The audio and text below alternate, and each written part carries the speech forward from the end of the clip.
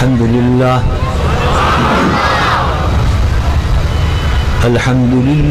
الذي لم يزل عالما قديرا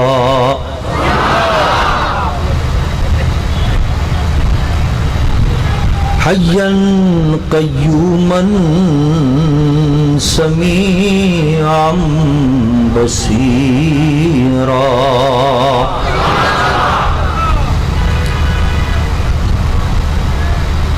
والصلاة والسلام على رسوله أرسله بالحق بشيرا ونذيرا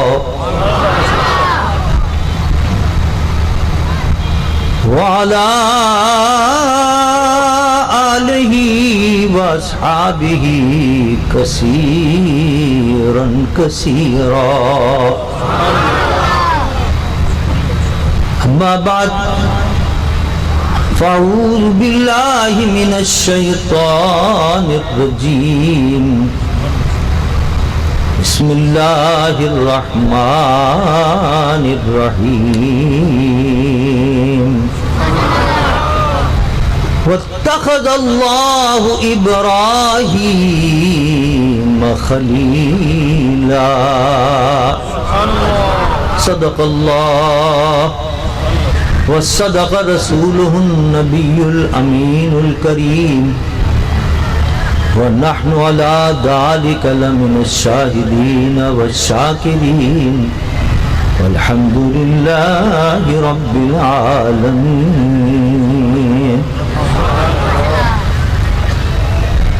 إن الله وملائكته يصلون على النبي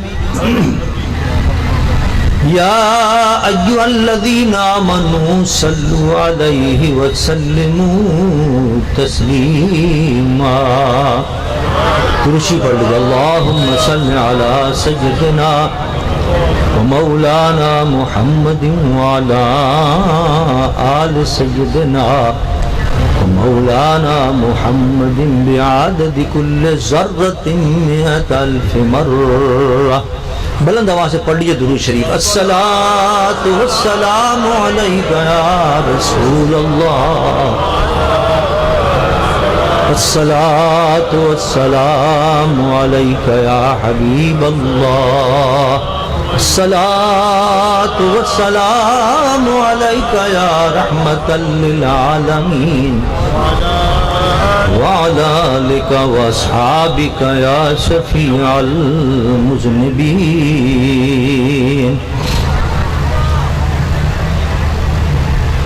حمد و صلاة کے بعد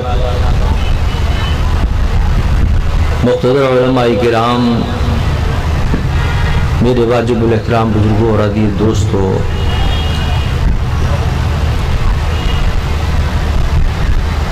الحمدللہ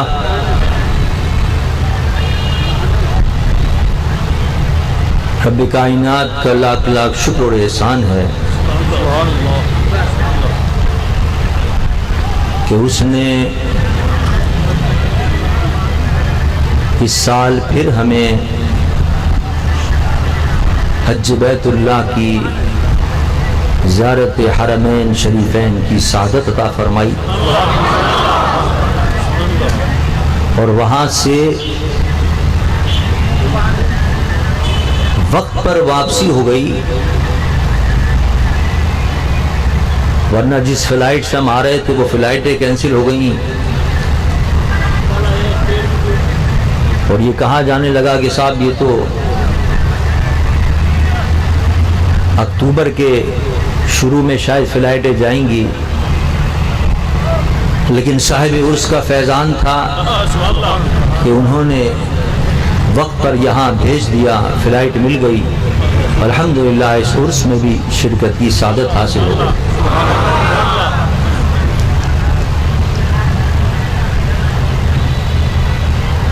کتنے خوش نصیب ہیں وہ لوگ جن کو اللہ اللہ کا رسول اپنے در پہ بلا لیتے ہیں۔ انسان وہاں خود نہیں جاتا، پتہ نہیں کتنے لکھ پتی کروڑ پتی لوگ ہیں، جن کو ابھی تک حج کی سعادتی توفیق نہیں ہوئی ہے، اور بعض ایسے غریب ہیں جن کے بعد دھیلا بھی پاس نہیں ہوتا اور سرکار اپنے پاس بلا لیتے ہیں۔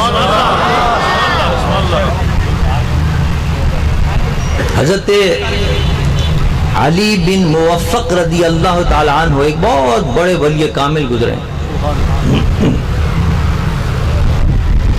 ان کی شان یہ تھی کہ انہوں نے اپنی زندگی میں 60 حج کیے تھے، 60 حج۔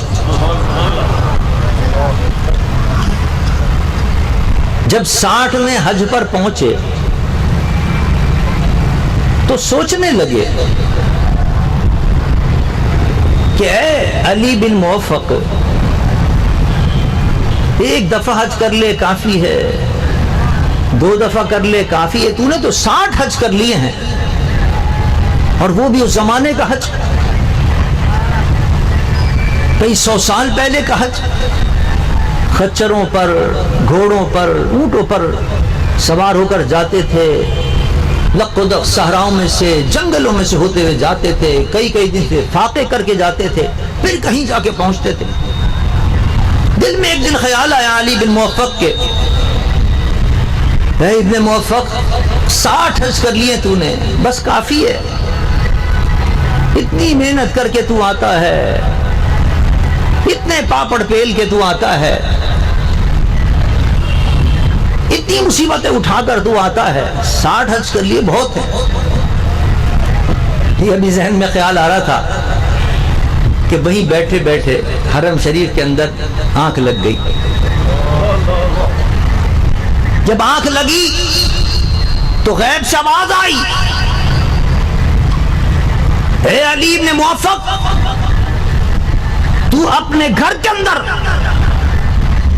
جب کسی کو دعوت دے کر بلاتا ہے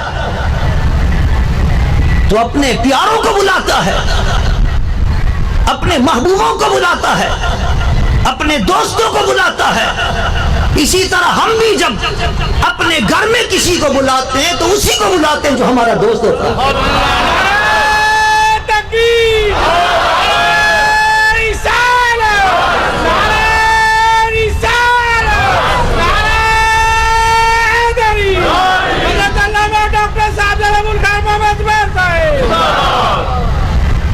یہاں آنے والے کو اپنی وقت فرخندہ پر ناز کرنا چاہیے کہ اللہ نے اس کا انتخاب کیا ہے اپنے گھر کے اندر بلانے کے لیے۔ جسے چاہا در پہ بلا لیا، جسے چاہا اپنا بنا لیا، جسے چاہا در پہ بلا لیا، جسے چاہا اپنا بنا لیا۔ یہ بڑے کرم کے ہیں فیصلے، یہ بڑے نصیب کی بات ہے، یہ بڑے کرم کے ہیں فیصلے، یہ بڑے نصیب کی بات ہے۔ خوش نصیب ہیں وہ لوگ ان کو اللہ تعالیٰ حج کی سعادت عطا کرتا ہے۔ ایسا ہو، دیر نہیں کرنی چاہیے۔ ابھی تو یہ کام رہتا ہے، ابھی تو بچی کی شادی رہتی ہے، ابھی تو فلاں کام رہتا ہے، ابھی تو فلاں کام، کوئی زندگی کا بھروسہ نہیں۔ سب سے پہلے آدمی حج کے لیے جائے۔ جو حج نہیں کرتا اور اس پر حج فرض ہو گیا ہے، سرکار اتنے ناراض ہوتے ہیں، اس سے اتنے ناراض ہوتے ہیں۔ سرکار فرماتے ہیں جو اگر حج کے لیے نہیں آتا ہے استطاعت کے بعد، وہ یہودی ہو کر مرے یا نصرانی ہو کر مرے۔ اللہ، قیامت کے دن یہی تو ایک آسرا ہے کہ ہم حضور کے امتی ہیں۔ امتی ہونے کی وجہ سے سرکار نگاہ کرم فرمائیں گے۔ چاہیے جس پر حج فرض ہے کہ حج کے لیے فوراً جائے۔ اور پھر سب سے بڑی بات یہ ہے کہ جب حج پر جاتے ہیں ایسی نہیں بلایا جاتا، اصل میں وہاں بلا کر بہت سے سبق دینے مقصود ہوتے ہیں۔ اور کیا کیا سبق ہیں؟ ہمارے صاحب رحمۃ اللہ علیہ نے کتاب لکھی ہے، وہ پڑھیں آپ، کتاب اس حج۔ جس کے صاحب رحمۃ اللہ نے حج کے فوائد بیان کیے ہیں کہ وہاں جا کر کیا کیا ظاہری، باطنی اور روحانی اور جسمانی فوائد حاصل ہوتے ہیں. اس میں سے ایک یہ بھی نکتہ ہے، اس لیے بھی بلایا جاتا ہے وہاں کہ انسان وہاں جا کر ان مقامات کو دیکھے جو حضرت ابراہیم علیہ نبی علیہ السلام کی یادگار ہے، اور غور کرے کہ ابراہیم کون تھے. ابراہیم کے لیے قرآن میں اللہ فرماتا ہے وَاتَّخَذَ اللَّهُ إِبْرَاهِيمَ خَلِيلًا، ہم نے ابراہیم کو اپنا خلیل بنا لیا، دوست بنا لیا. اللہ، اتنی مخلوقات میں سے، اولین و آخرین میں سے اللہ نے حضرت ابراہیم کا انتخاب فرمایا، ان کو اپنا خلیل بنایا، خلت کا تاج ان کے سر پر سجایا، ان کو اپنا خلیل، اپنا دوست فرمایا. کیوں؟ وہ کیسے اللہ کے دوست بن گئے؟ یہ دکھانے کے لیے بلایا جاتا ہے حاجیوں کو، آؤ دیکھو ان جگہوں پر دیکھو، اور وہ ان واقعات کی یاد تازہ کرو کہ ابراہیم نے کس طرح ہماری رضا حاصل کی تھی جس کی وجہ سے وہ خلیل بن گئے. صفا مروہ پہ ہم جاتے ہیں، دوڑتے ہیں، وہاں بھی یاد دلایا جاتا ہے واقعہ حضرت ابراہیم کا. خلت ایسے نہیں مل گئی. حضرت ابراہیم کو حکم ہوا، اپنا چھوٹا سا بچہ ہے، ابھی پیدا ہوا ہے، چند دن ہوئے، فرمایا اس کو لقدق صحرا میں چھوڑ کے آ جاؤ اکیلے. حضرت ابراہیم خاموشی کے ساتھ حضرت حاجرہ اپنی زوجہ محترمہ کو اور حضرت اسماعیل کو چھوٹے سے گود کے اندر ہیں، دودھ پیتے، چھوڑ کے جانے لگے خانے کعبہ کے پاس. کچھ نہیں، لقدق صحرا تھا، کوئی نہ آدم ذات تھا، نہ پانی تھا، نہ کھانا تھا. حضرت حاجرہ پوچھتی کہاں چھوڑ کے جا رہا ہو؟ اس لقدق صحرا کے اندر. کچھ جواب نہیں. اچھا یہ تو بتا جاؤ اللہ کے حکم سے چھوڑ کے جا رہے ہو؟ ہاں رب کے حکم سے چھوڑ کے جا رہے ہو. کہنا پھر ہمیں پرواہ نہیں ہے، جس کے حکم سے چھوڑا ہے وہی ہمارا کوئی نہ کوئی انتظام کرے گا، بندوبست کرے گا. اس لقدق صحرا کے اندر امتحان تھا جس کو بڑی دعاؤں سے حاصل کیا تھا، جس بیٹے کو، اسماعیل کو، اس کو چھوڑ کر چل دیے. لقدق صحرا کے اندر موت کے حوالے کرنا تھا، لیکن نہیں، اللہ کا حکم تھا، اللہ کی رضا حاصل کرنے کے لیے چھوڑ دیا. امتحان تھا، اس امتحان میں حضرت ابراہیم کامیاب ہو گئے. اللہ نے وہاں آب زمزم بھی پیدا کر دیا، وہاں پھل بھی آ گئے، حضرت ابراہیم کی دعا بھی قبول ہو گئی، وہاں قبیلے بھی آنے شروع ہوئے، وہاں بستی بھی بس گئی، اور ایک سے ایک اعلیٰ پھل وہاں آج تک موجود ہے، قیامت تک آتے رہیں گے. حضرت ابراہیم کا امتحان تھا کہ اس لقدق صحرا کے اندر ہماری رضا حاصل کرنی ہے، رضا حاصل کر لی، اپنے لخت جگر کو چھوڑ گئے. پھر امتحان ہو گیا، جب بڑا ہو گیا اسماعیل، اور کتنا بڑا ہو گیا؟ قرآن کہتا ہے فَلَمَّا بَلَغَ مَعَهُ السَّعْيَ قَالَ يَا بُنَيَّ إِنِّي أَرَىٰ فِي الْمَنَامِ أَنِّي أَذْبَحُكَ فَانظُرْ مَاذَا تَرَىٰ. جب حضرت اسماعیل اب اتنے بڑے ہو گئے، اپنے باپ کے ساتھ چلنے کے، دوڑنے کے قابل ہو گئے، جب اس عمر کو پہنچ گئے، تو پھر اللہ نے حکم دیا کہ اب اس کو ہماری راہ میں قربان کر دو، ذبح کر دو اس کو. یہ کیوں کہا فلما بلغ معه السعي؟ اتنا بڑا جب بچہ ہو جائے، دوڑنے کے قابل ہو جائے، تو ماں باپ کی محبت اور زیادہ ہو جاتی ہے اس بچے سے. اب حضرت ابراہیم کے دل میں محبت عروج پر تھی اپنے بیٹے اسماعیل کی. پھر امتحان ہو رہا ہے کہ دیکھیں ہم زیادہ پیارے ہیں یا ہمارا بیٹا زیادہ، اپنا بیٹا زیادہ پیارا ہے. حکم ہوتا ہے ذبح کر دو ہماری راہ کے اندر. حضرت ابراہیم علیہ السلام اللہ کا حکم بجا لاتے ہیں، بیٹے سے پوچھ رہے ہیں اے بیٹا اللہ نے مجھے حکم دیا ہے، کیا خیال ہے تیرا، تیری کیا رائے ہے؟ بیٹا کہتا یا ابت افعل ما تؤمر ستجدنی انشاءاللہ من الصابرین. ابا جان جو حکم ہوا اس پر عمل کیجئے، دیر مت کیجئے، ذبح کر دیجئے مجھے، انشاءاللہ مجھے آپ صبر کرنے والا پائیں گے. اللہ حضرت ابراہیم علیہ السلام اپنے بیٹے کو قربان کر رہے ہیں، وہاں شیطان آتا ہے، بہکاتا ہے، آپ اس کو دھتکار دیتے ہیں، پھر آگے بہکاتا ہے، پھر دھتکارتے ہیں، پھر آگے بہکاتا ہے، پھر دھتکارتے ہیں۔ وہ تینوں جگہ اللہ نے یادگار بنا دی ہیں۔ حاجیوں کو کہا ہے کہ جب بھی تم آؤ یہاں رنگے جمار کو، یہاں شیطان پر ساتھ ساتھ کنکریاں مار کے ابراہیم کی اس سنت کو زندہ کرو۔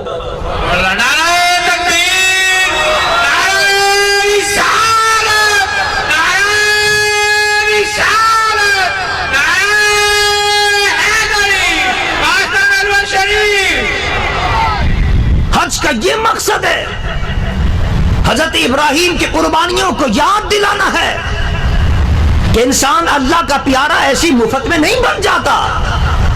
وہ خلیل جو بنے، اللہ کے دوست، اللہ کے پیارے ایسے ہی نہیں بن گئے۔ قربانی دی تھی اللہ کی رضا حاصل کرنے کے لیے، بیٹے کو کہاں، بیٹے کو قربان کر دیا انہوں نے۔ سبق ہے، جاؤ اور وہاں جا کر سبق حاصل کرو۔ اگر تم بھی اللہ کی رضا حاصل کرنا چاہتے ہو، تم بھی اللہ کے رسول کی رضا حاصل کرنا چاہتے ہو، تو اللہ کی رضا کے لیے اپنی جان کو، اپنی مال کو، اپنے اولاد کو جب بھی قربانی کا وقت ہے سب کچھ اللہ کے لیے قربان کرو۔ تو یہاں تو بیٹا بھی نہیں مانگا جا رہا کہ بیٹے کو قربان کرو، یا تو اللہ فرماتا ہے کہ میرے دینی کام کے لیے کچھ خرچہ کر دو، ہم سے وہ بھی نہیں ہوتا۔ کتنے کم لوگ ہیں جو اللہ کی راہ کے اندر نکالتے ہیں، لیکن وہ خوش نصیب ہیں جو حج کے اس پیغام پر عمل کرتے ہیں۔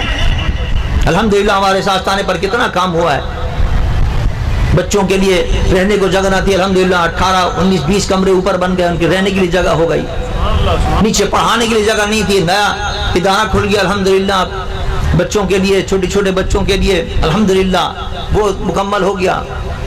یہ سارے کام ہو رہے، مسجد پہلے نہیں تھی، مسجد بن گئی الحمدللہ، مسجد کے محراب کا کام تھا کئی لاکھ روپے کا، وہ کام ہو گیا الحمدللہ۔ ہیں ایسے لوگ جنہوں نے اس فلسفے کو سمجھا، حج کے فلسفے کو، اور اس پر عمل کیا۔ حضرت ابراہیم علیہ السلام کی نقش قدم پر چلتے ہوئے اللہ کی رضا حاصل کرنے کے لیے اپنا مال قربان کر رہے ہیں اللہ کی راہ۔ لیکن اس سے زیادہ سخت وقت جب آتا ہے امتحان، وہاں ہمارے بڑے بڑے محبت کرنے والے بھی ہار جاتے ہیں، اور وہ امتحان کا وقت کم آتا ہے جب ووٹ ڈالنے کا وقت آتا ہے۔ ہم کہتے ہیں بھائی نظام مصطفیٰ کے لیے ووٹ دے دو، بڑے وعدے ہوتے ہیں، بڑے وعیدیں ہوتی ہیں۔ ارے صاحب پیر صاحب کو کیا ضرورت ہے؟ ہاں اللہ کا شکر ہے، اللہ نے جو یہ منصب دیا اس سے بڑھ کر دنیا میں کوئی منصب نہیں، اس سے بڑھ کر کوئی مقام نہیں ہے۔ کیوں آئے ہم سیاست کے اندر؟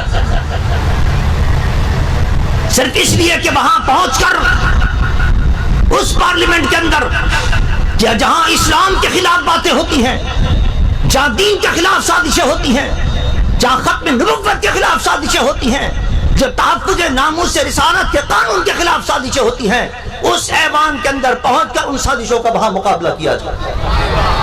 صرف مقصد یہ ہوتا ہے، کوئی مقصد نہیں، ورنہ اس منصب سے بڑھ کر تو کوئی منصب نہیں، اس سے بڑھ کر تو کوئی عزت نہیں جو اللہ نے ہمیں عطا فرمائی ہے۔ لاکھوں ہاتھ پیر چومنے والے موجود ہیں، لیکن صرف اس لیے جاتے ہیں اور اس کی کوشش کرتے ہیں۔ لوگ کہتے ہیں صاحب ہار گئے، نہیں، اس ہار کے اندر بھی اللہ نے ہماری جیت رکھی ہے، سبحان اللہ۔ اور یہ کربلا کا سبق ہے۔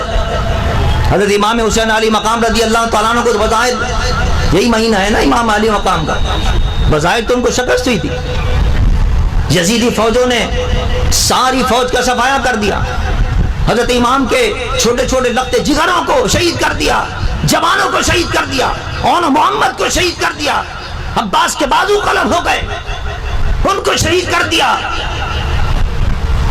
خود امام حسین رضی اللہ تعالیٰ عنہ کو شہید کر دیا۔ اور وہ مستورات کہ جن کا آنچل بھی کسی نے نہیں دیکھا تھا، ان کو قیدی بنا لیا گیا، اور قیدی بنا کر بازار میں پھرایا گیا، کوفے کے بازاروں کے اندر سے لے جایا گیا، سب دیکھ رہے ہیں۔ نبی کے گھرانے کی بیٹیاں جن کا آنچل بھی کسی نے نہیں دیکھا تھا، بیڑیاں پہنا کر بازار کے اندر ان کو لے جایا جا رہا ہے. بظاہر تو شکست تھی. امام علی مقام رضی اللہ تعالیٰ عنہ سب نے جام شہادت نوش کر لیا، جو باقی بچے تھے وہ قیدی ہو گئے تھے. لیکن نہیں، حضرت امام علی مقام نے یہ سبق دیا کربلا کے میدان کے اندر کہ دین حق کے لیے، نانا جان کے دین کے لیے اپنی جانوں کو دے دینا، اپنی آبروں کو قربان کر دینا، در حقیقت یہی کامیابی کہلاتی ہے. یہ جیت نہیں ہے کہ عہدہ کوئی مل جائے. امام علی مقام کے لیے عہدہ تو موجود تھا. یزید نے آفر کی تھی جب آپ مدینہ منورہ میں تھے، گورنر کو بھیجا مدینہ منورہ کہ جاؤ حضرت امام حسین سے کہو جتنی دولت چاہیے آپ کے قدموں پر حاضر ہے، جو عہدہ چاہیے آپ کے لیے حاضر ہے. لیکن یزید کے ہاتھ پر بیعت کر لیے، اور میں اس فاسق کو فاجر کے ہاتھ پر بیعت کروں؟ نانا جان کے دین کو میں بیچ نہیں سکتا. اور ہمارا حال کیا ہے؟ ہم 5,000 روپے 500 روپے پر اپنا ایمان اور دین بیچ دیتے ہیں. رات کو وعدہ کرتے ہیں کہ صاحب دیں گے نظام مصطفیٰ کے لیے. ارے ہمیں نہیں چاہیے ووٹ، نظام مصطفیٰ کے لیے ووٹ چاہیے، اللہ کے دین کا نظام لانا ہے اس کے لیے ووٹ چاہیے. وعدہ کرتے ہیں کہ ہاں دیں گے صاحب ووٹ، اور صبح جب پرچی کے ساتھ 5,000 پہنچ گئے گھر میں تو بدل گئے، 6,000 پہنچ گئے تو بدل گئے، پتہ چلا ووٹ کسی اور کو دے دیا. ارے 5,000 پر بکنے والوں، کربلا کے شہزادے سے سبق حاصل کرو. حضرت امام حسین رضی اللہ تعالیٰ عنہ نے کروڑ روپے کی آفر ٹھکرا دی، سونے اور چاندی کی آفر ٹھکرا دی، بڑے سے بڑا عہدہ ٹھکرا دیا انہوں نے. لیکن کسی فاسق و فاجر کو ووٹ دینا آپ نے دوبارہ نہ کیا. یہ بیعت کرنا اس وقت ووٹ دینا ہوتا تھا جس طرح آج ہم یہ ووٹ دیتے ہیں، اس وقت بیعت کر کے ووٹ دیا کرتے تھے. امام علی مقام نے بیعت نہیں کی، ووٹ نہیں دیا، سب سارا گھرانہ قربان کر دیا. لیکن کسی ظالم اور جابر کو ووٹ دینے میں آپ نے گوارا نہ کیا. آج ہم اور آپ 5,000 روپے کے اندر 500 روپے کے اندر بک جاتے ہیں. یہ سبق دیا جا رہا ہے کہ دیکھو کربلا کے واقعے سے سبق حاصل کرو. حاجیوں جاؤ، حضرت ابراہیم کی سنت کو تازہ کرو، ان کے مشن کو تازہ کرو، دین کی خاطر، نظام مصطفیٰ کی خاطر پیسے کوئی لالچ دے ٹھکرا دو اس کو. لیکن یاد رکھو نظام مصطفیٰ پر سودا کبھی نہ کرنا. یہ سبق ہمیں دیا جاتا ہے، لیکن افسوس ہم اس سبق کو بھول کے وہاں سے آ جاتے ہیں. کاش کے سبق پر عمل کرتے آج تو پاکستان میں نظام مصطفیٰ کا بول بالا ہوتا. ہم نے تو عرض کی حضور کی بارگاہ میں جا کر، حضور سے فریاد کی یا رسول اللہ کرم فرمائے پاکستان میں اسلام کا بول بالا کر دیں، پاکستان میں نظام مصطفیٰ نافذ ہو جائے. اور حضور کی بارگاہ تو وہ بارگاہ ہے کہ جہاں جو زبان سے نکل جائے جو مانگ لے حضور وہی عطا فرما دیتے. حضرت شیخ اقتا رضی اللہ تعالیٰ عنہ حضور کی بارگاہ میں کئی دن کے سفر کے بعد پہنچے مدینہ منورہ کے اندر. لمبا سفر تھا، اونٹوں پر، گھوڑے پر، بھوکے پیاسے تھے. روضہ رسول پر حاضر ہو کے عرض کرنے لگے یا رسول اللہ بہت بھوک لگی ہوئی ہے، کئی دن سے کھانا نہیں ملا. اور اسی کے اندر غنودگی چھا گئی، کئی دن سے کھانا نہیں کھایا تھا، غنودگی چھا گئی. جب آنکھ بند ہوئی تو سرکار روٹی لے کر خود تشریف فرما ہو گئے. اقتا کو روٹی دی، فرمایا لو بھوک لگ رہی ہے روٹی کھاؤ. روایت میں آتا اقتا نے اسی وقت بھوک میں وہیں روٹی کھانی شروع کر دی. آدھی روٹی کھائی تھی، آنکھ کھل گئی تو آدھی روٹی ان کے ہاتھ میں موجود تھی. وہاں تو جو بارگاہ مصطفیٰ کے اندر کہو بے مراد وہاں بامراد ہو جاتا ہے. مولانا حسن رضا فرماتے ہیں کہ عجب کرم شہ والا تبار کرتے ہیں. بڑا کرم فرماتے ہیں حضور. عجب کرم شہ والا تبار کرتے ہیں کہ نا امیدوں کو امیدوار کرتے ہیں، کہ نا امیدوں کو امیدوار کرتے ہیں، نا امید آتے ہیں، لیکن در مصطفیٰ پر جو مانتے ہیں حضور امید بر لاتے ہیں ان کی، وہ عطا فرما دیتے۔ اور ایک مرتبہ نہیں، سینکڑوں لوگوں نے سنا، میرے ساتھ کئی مرتبہ ہوا جب بھی جانا ہوا۔ اس مرتبہ بھی عجیب واقعہ ہوا، 35 لاکھ کا مجمع، 1000-2000 آدمی یہاں جمع ہو جائیں تو ان کو انتظام کرنا مشکل ہوتا ہے۔ 35 لاکھ حضور کے امتی وہاں پہنچے حج کرنے کے لیے، اور پھر جب حج کر کے فارغ ہوتے ہیں تو حضور کی بارگاہ میں آتے ہیں روضہ رسول پر حاضری دینے کے لیے۔ تو وہ جو ریاض الجنہ ہے، جس کے لیے میرے آقا نے فرمایا ما بین منبری و قبری روضۃ من ریاض الجنہ، میرے منبر اور قبر کے درمیان کے جو ٹکڑا ہے وہ جنت کے ٹکڑوں میں سے ایک ٹکڑا ہے۔ اب وہ اتنا سا ہے جتنا یہ اسٹیج ہوگا تقریباً۔ اب سب کی خواہش ہوتی ہے کہ اس جگہ پر جائیں، اس جنت کے ٹکڑوں میں جائیں اور وہاں جا کے 2 رکعت نماز ادا کریں۔ اب 35 لاکھ آدمی، ظاہر ان کو تو مشکل ہو جاتا ہے۔ وہاں کی حکومت نے انتظام کیا، 4-4 5-5 لائنیں بنا دیا، تمبو لگا کے، قناتیں لگا کے، اور جناب لائن لگا دی جناب۔ ایک لائن میں کئی ہزار آدمی کھڑے ہوئے ہیں، دوسری لائن میں کئی ہزار کھڑے ہوئے ہیں، تیسری لائن میں کئی ہزار کھڑے ہوئے ہیں۔ پھر اس میں سے وہ 1000 آدمی کو چھوڑتے ہیں کہ وہ جائیں وہاں نماز ادا کریں۔ 20-25 منٹ میں وہ نماز پڑھتے ہیں، پھر ان کو اٹھاتے ہیں، پھر دوسرے جو لائن میں کھڑے ہوئے ہیں کئی گھنٹے کھڑا رہنا پڑتا ہے۔ اب ظاہر جانا تو تھا، ہم بھی وہاں کھڑے ہوئے تھے اس لائن کے اندر۔ حضور سے عرض کی یا رسول اللہ، اتنے لوگ جب جائیں گے تو ریاض الجنہ کے اندر وہ خاص جگہ بھی ہے کہ جہاں حضور کھڑے ہو کر امامت فرمایا کرتے تھے، حضور کی امامت کا مصلی ہے۔ تو خواہش ہوئی کہ اگر ریاض الجنہ میں جا رہے ہیں لائن لگا کر اتنی دیر کے اندر، وہاں اگر جگہ مل جائے تو کیا اچھا ہے کہ حضور کے قدموں کے اندر نماز پڑھنے کا موقع مل جائے۔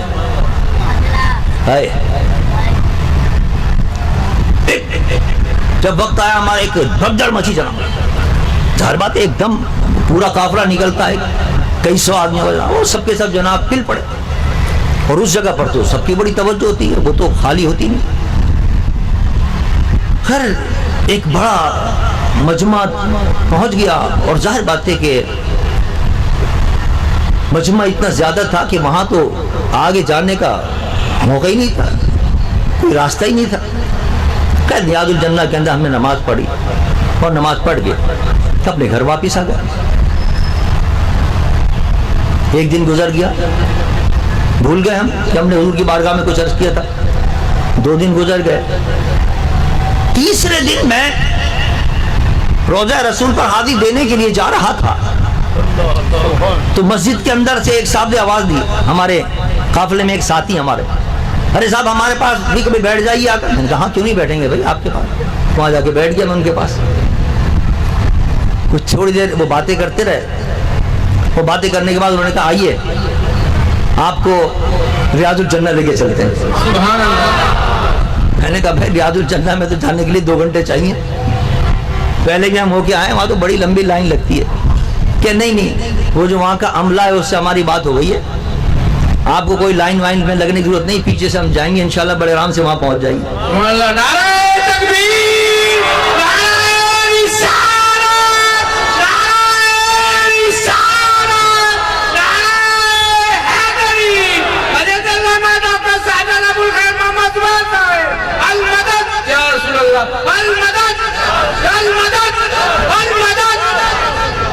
اللہ وہاں جناب گئے، لائن لگی، کئی ہزار آدمی کھڑے، وہ پیچھے سے لے کے گئے، عملے سے ان کی پہلے سے بات ہو گئی تھی۔ جیسے ہی انہوں نے سارا خالی کرایا، پہلے ہمیں داخل کیا، اور داخل ہوتے ہی وہ حضور کا مقام جہاں حضور امامت فرمایا کرتے تھے ان قدموں کے اندر جگہ مل گئی سب سے پہلے۔ میں نے کہا 3 دن پہلے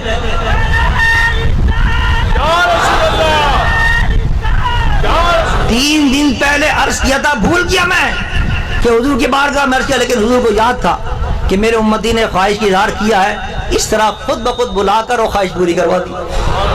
ناز ہے اس نصیب پر مرتبہ نیاز میں، ناز ہے اس نصیب پر مرتبہ نیاز میں، ان کے قدم پہ رکھ کے سر روئے ہم نماز میں، ان کے قدم پہ رکھ کے سر روئے ہم نماز میں۔ عجیب کیا فاضل ہوتا ہے جب انسان وہاں سجدے میں اللہ کی بارگاہ میں جاتا ہے، حضور کے قدموں میں سر ہوتا ہے جہاں حضور نماز ادا فرمایا کرتے تھے۔ عجیب کیا فاضل ہوتا ہے، اللہ سب کو وہاں کی حاضری نصیب فرمائے اور حضور سرور دو جہاں صلی اللہ علیہ وسلم کی شفاعت نصیب فرمائے۔ عزیزان من، حقیقت یہ ہے کہ یہ بھی ایک بڑی اللہ کی نعمت ہے اس دنیا کے اندر کہ حضور اپنے در پہ بلا لیتے ہیں، اپنے رب کے در پر بلاتے ہیں، وہاں بھی عطائیں ہوتی ہیں، حضور کے در پر بھی عطائیں ہوتی ہیں۔ یا رب تو کریمی و رسول تو کریم، صد شکر کے ہستے میان کریم۔ ہائے ہائے، وہ کہتے ہیں کہ اللہ تو بھی کریم ہے، تیرا محبوب بھی کریم ہے، ہم دو کریموں کے درمیان ہمارا تو بیڑا پار ہے۔ لیکن یاد رکھیے بات یہاں سے چلی تھی، حضور سرور دو جہاں صلی اللہ علیہ وسلم کی بارگاہ میں جو عرض کرتے ہیں وہ پوری ہوتی ہے۔ حضور سے عرض کیا رسول اللہ نظام مصطفیٰ ہے پاکستان کے اندر، تو کیا دعاؤں سے آ جائے گا؟ اگر دعا سے آتا تو میرے آقا جنگ احد میں کیوں اپنے تکلیف اٹھاتے؟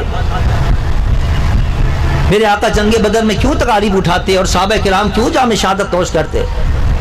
غزوہ احزاب کے اندر، غزوہ خندق کے اندر، غزوہ احد کے اندر کیوں صحابہ کرام اپنے جانوں کے نذرانے پیش کرتے اگر خالی دعا سے نظام مصطفیٰ آ جاتا؟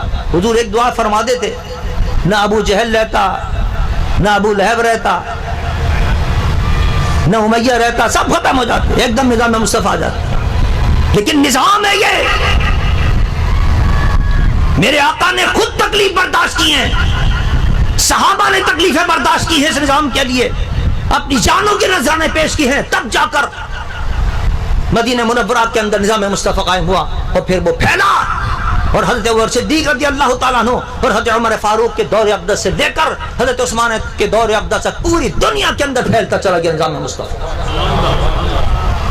اگر ہم چاہتے ہیں نظام مصطفیٰ پاکستان میں آئے، دعائیں اپنی جگہ پر ہیں، حضور نگاہ کرم فرمائیں گے، لیکن ہمیں بھی جدوجہد کرنی پڑے گی اس نظام مصطفیٰ کے لیے۔ عمران خان صاحب فرماتے ہیں کہ میں ریاست مدینہ کا نظام لاؤں گا، ہماری تو آنکھیں ترس رہی ہیں اس نظام کے لیے۔ پاکستان کا ایک ایک شہری آس لگائے بیٹھا ہے کہ کب وہ ریاست مدینہ کا نظام آئے گا۔ کاش کہ یہ ان کا دعویٰ صرف زبانی نہ ہو اور وہ عمل کریں اس پر، تو پوری قوم ان کا ساتھ دے گی، پوری قوم ان کے ہاتھ کو مضبوط کرے گی۔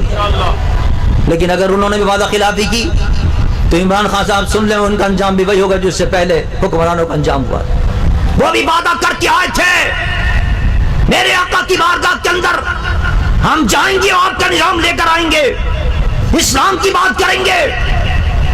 لیکن جب ایک حضور کی شیدائی اور ایک حضور کے عاشق نے جب ایک گستاخ مصطفیٰ کو کیفر کردار تک پہنچایا ممتاز قادری نے، تو انہوں نے اس کو پھانسی پر ٹانگ دیا۔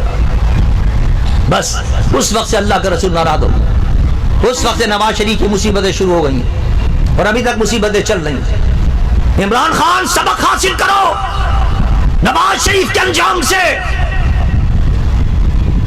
اگر قوم کو تم نے کہا ہے کہ میں ریاست مدینہ کا قانون لاؤں گا تو دکھاؤ لا کر پاکستان میں، پاکستان کی پوری قوم تمہارے پش پر ہوگی، تمہارا ساتھ دے گی، کوئی تمہیں ہٹانے والا نہیں ہوگا، کوئی طاقت تمہیں اتارنے والی نہیں ہوگی اس عہدے سے۔ اور اگر تم نے قوم سے اسی طرح غداری کی جس طرح پہلے حکمرانوں نے کی ہے، تمہارا انجام بھی وہی ہوگا جو پچھلے حکمرانوں کا انجام ہوگا۔ اللہ ہمارے حکمرانوں توفیق عطا فرمائے کہ وہ پاکستان کے اندر اسلام کا نظام لے کر آئیں۔ یہ پاکستان بنایا تھا اسلامی نظام کے لیے، ہمارے آبا و اجداد نے ایسی قربانیاں نہیں دی تھی، بڑی عزت سے داد رہتے تھے، وہاں بڑے ہمارے محلات تھے، بڑی شان و شوکت تھی، لیکن سب محلات چھوڑ جائے۔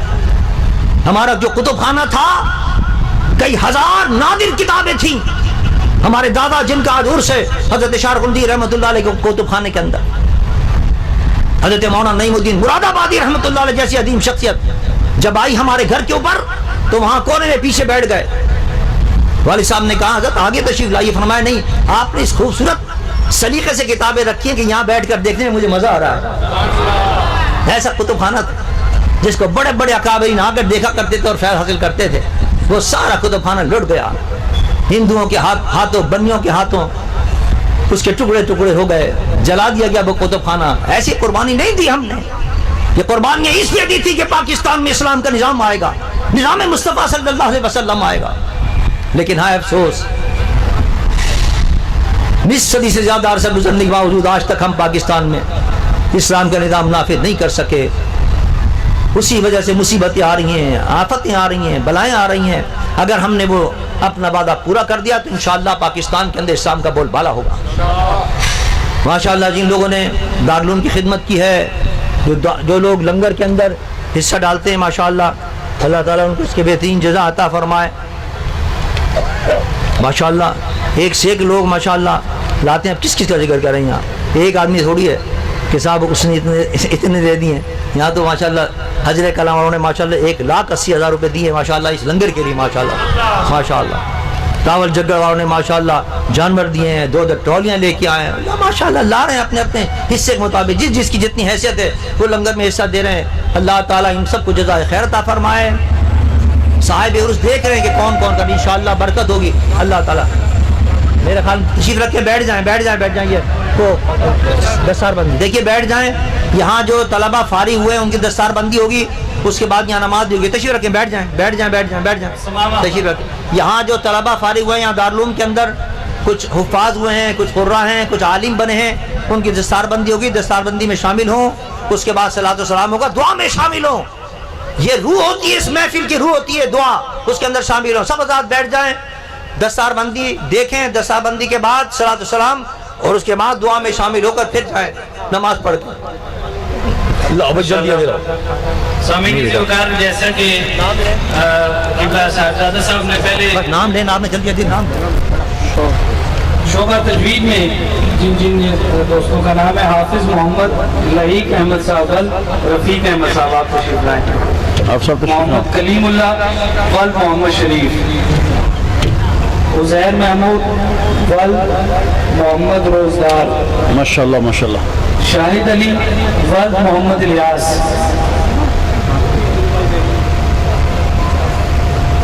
محمد اسلام ولد محمد حسین، محمد فائز ولد محمد اکرم، سبحان اللہ محمد کیف ولد خالد حسین، فائز محمود ولد خالد حسین، طلحہ مشتاق ولد محمد مشتاق، سبحان اللہ محمد احمد ولد محمد مشتاق، ماشاءاللہ ماشاءاللہ، محمد حماد ولد محمد مشتاق، محمد ساحل ثابت ولد صابر علی، ماشاءاللہ ماشاءاللہ، محمد احمد ولد وحید اقبال، ماشاءاللہ، سعدان ولد محمد بنیامین، محمد ادیب ولد آس محمد، محمد علی ولد سیف اللہ، محسن عباس ولد محمد طفیل۔ اور اب شعبہ حفظ میں حافظ محمد سفیان ولد مقصود احمد، حافظ محمد کامران ولد محمد اشرف، حافظ محمد شہریار ولد محمد فاروق، سب ہو جائیں۔ یہ طلبات ہیں۔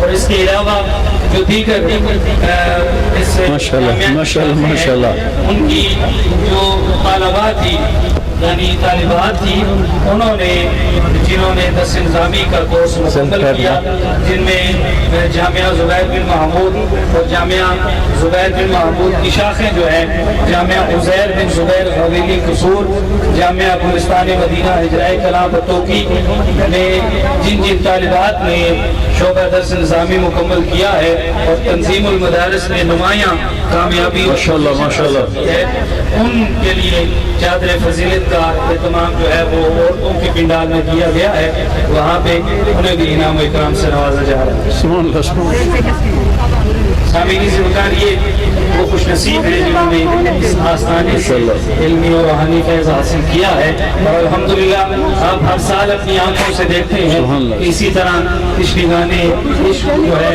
وہ اپنی پیاس بجاتے ہیں۔ تو آپ بھی آئیں، اپنے بچوں کو لے کر آئیں، اس جامعہ میں اپنے بچوں کو پیش کریں تاکہ یہاں سے وہ ایک عالم، ایک حافظ، ایک قاری بن کر نکلیں اور آپ کے لیے دونوں جہان کا سامان کر دیں۔ اور کوئی رہ تو نہیں ہے؟ ہاں سلا آپ پڑھیں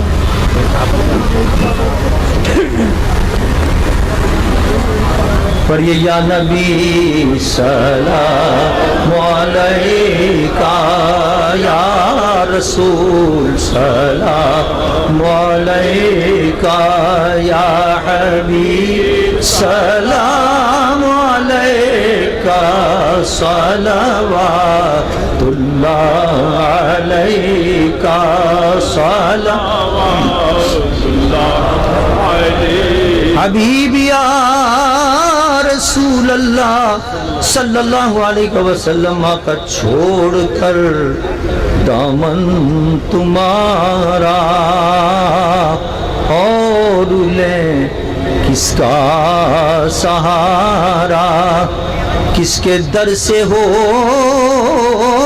گزارا کون ہے داتا ہمارا یا نبی سلام علیکہ یا رسول سلام علیکہ یا حبیب سلام علیکہ صلوات اللہ علیکہ حبیب یا رسول اللہ صلی اللہ علیہ وسلم قد طلع البدر علینا واختفت منه البدور مثل حسنك ما رأينا قد تجاوز سروري يا نبي سلام علیکہ یا رسول سلام علیکہ یا حبیب سلام علیکہ صلوات اللہ علیکہ دست بستہ ہیں کھڑے حاضر غلام اور پیش کرتے ہیں غلامانہ سلام صلاۃ والسلام علیکہ یا رسول اللہ وعلی آلہ وصحبہ یا حبیب اللہ ربنا تقبل منا انک انت السمیع العلیم وتب علینا انک انت التواب الرحیم۔ اے اللہ اپنے محبوب کے صدقے ہماری اس محفل کو قبول فرما لے۔ ان دو صاحبان عرش جن کا عرس منا رہے اللہ ان اپنے دونوں مقبول بندوں کے درجے بلند سے بلند کر فرما، اعلی علین میں عظیم مرتبہ عطا فرما۔ ان دونوں ہمارے مرشدان گرامی کی نقش قدم پر چلنے کی ہمیں توفیق عطا فرما۔ انہوں نے جو تیرا راستہ تیرے محبوب کا راستہ ہمیں دکھایا ہے، اے اللہ اس راستے پر ہمیں عمل پیرا ہونے کی توفیق عطا فرما۔ اے اللہ ہمارے مرشد کے صدقے وہ تیرے مقبول بندے تھے، ہم سب کی ہاں حاضری قبول فرما۔ اے اللہ ہمیں گناہوں سے بچا لے۔ اے اللہ یہ نفس امارہ اور یہ شیطان ہمیں تیری نافرمانی کی طرف لے کے جاتے ہیں، اللہ ہمیں اپنی نافرمانی سے بچا لے۔ اے اللہ ہمیں طاعت کی رغبت عطا فرما، نیکیوں کا شوق عطا فرما اور گناہوں سے محفوظ رہنے کی توفیق عطا فرما۔ اے اللہ ہم نے جو بیمار ہیں ان کو صحت عطا فرما، تندرستی شفا عطا فرما، جو پریشان ہیں ان کی پریشانیاں دور فرما، جو مشکلوں میں ان کو مشکلوں سے نجات عطا فرما، جنہوں نے لنگر میں حصہ لیا ان کے رزق میں، مال میں، اولاد میں، کاروبار میں برکتیں عطا فرما۔ اے اللہ اس ملک میں ہم نظام مصطفیٰ کے نفاذ کی جد و جہد کر رہے ہیں، ہمیں اس میں کامیابی عطا فرما۔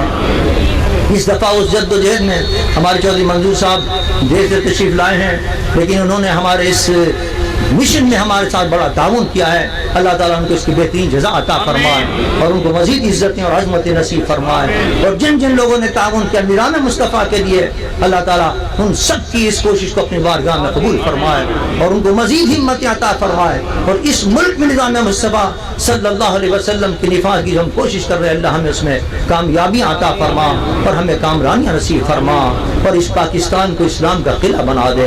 اے رب کائنات اپنے پیارے محبوب محبوب کے صدقے کے اندر ہمارے مخلصین کے اندر جن کی بچیاں بیٹھی ہیں ان کو بہتر رشتے عطا فرما دے اے اللہ، جن کے والدین پریشان ان کی پریشانیاں دور فرما اور ان کو اچھے گھر نصیب فرما اے اللہ، جو بے اولاد ہیں ان کو صاحب اولاد بنا اور جو صاحب اولاد ہیں ان کی اولادوں کو نیک بنا، اپنے والدین کا مطیع و فرما بردار بنا اے اللہ۔ عالم کے اندر جہاں جہاں مسلمانوں پر یہود و ہنود اور یہود و نصارہ ظلم کے پہاڑ توڑ ہیں، اے اللہ ان مظلوم مسلمانوں کی غیب سے مدد فرما دے اے اللہ، پھر ان کے لیے کوئی صلاح الدین ایوبی اور محمد بن قاسم بھیج دے ان کی مدد کے لیے اے رب کائنات۔ ان مسلمانوں پر ظلم ڈھانے والوں کو ذلیل و رسوا فرما اور مسلمانوں کو عزت اور عظمت نصیب فرما اور ان کی حفاظت فرما اور قوم مسلم کو عزت و عظمت نصیب فرما، اس کی عظمت رفتہ مسلمانوں کی پھر سے ان کو واپس دلا دے۔ وصلی اللہ تعالی علی خیر خلقہ ونور عرشہ محمد وآلہ وصحبہ اجمعین برحمتہ یا ارحم الراحمین۔